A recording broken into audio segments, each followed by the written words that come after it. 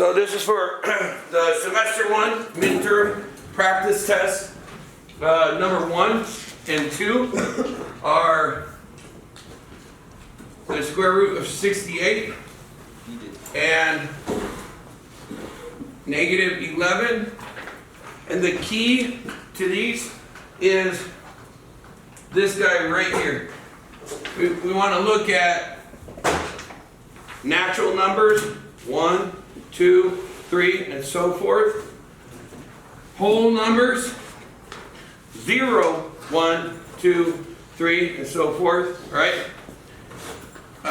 Integers, we use a Z for, and the integers are including the negative numbers. Okay, and we're going to learn later on, there is no such thing as a negative number. It's really negative 1 times the positive, but we'll talk about that when we have to do exponents. So integers are the negative numbers, right? So negative 2, 0, negative 1, or sorry, 1, 2, 3, okay? And then quotients or rational numbers, right? So rational numbers are all the numbers, including the integers and whole numbers and natural numbers, but they also, because they can be written as a fraction, like negative 2 over 1 is still a fraction, right? But also negative 2 over 3 is a fraction. Okay, so that fraction is now incorporated in the Q, which is quotient or rational numbers. Okay, and then we go further and we say they are all real numbers. That's where the R comes up, right? So this would be a quotient real number, right? If you had negative 2, that would be an integer plus a quotient plus a real number, right? If you had just, let's say 0, that would be a whole number, right? But it's not a natural number, but it's also an integer, it's also a quotient, it's also a real number, right? And then you get back to the good old-fashioned natural numbers, which would be like 5, okay?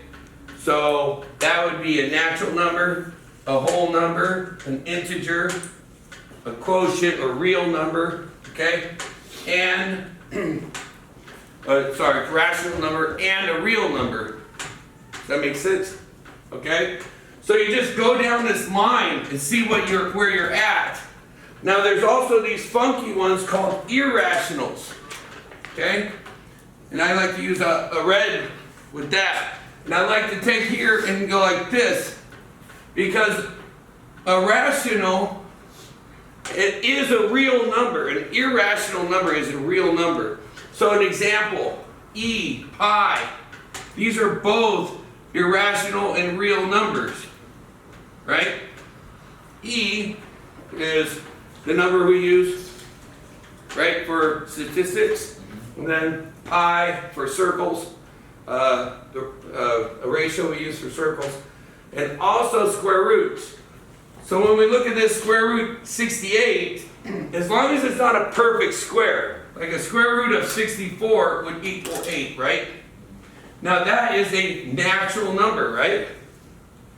So that would be natural, whole, integer, quotient, and real. But this is bigger than that, and it's not a perfect square. So therefore, this is an irrational and real number. Okay? So that's your answer for that one. Need one? There you go. Now, 11, negative. Well, I know that 11, negative means it's an integer, right? So we're going to start here and go to here. And that's how whatever it is, we're going to start and go to the real. Okay? So, like we did here, boom, boom, all the way. So this and this are the same, so we're starting at Z and we're going to cube and real. And that's how you tell me if something, you define the number as a natural number, a whole number, an integer, a rational number, a real number, or an irrational number.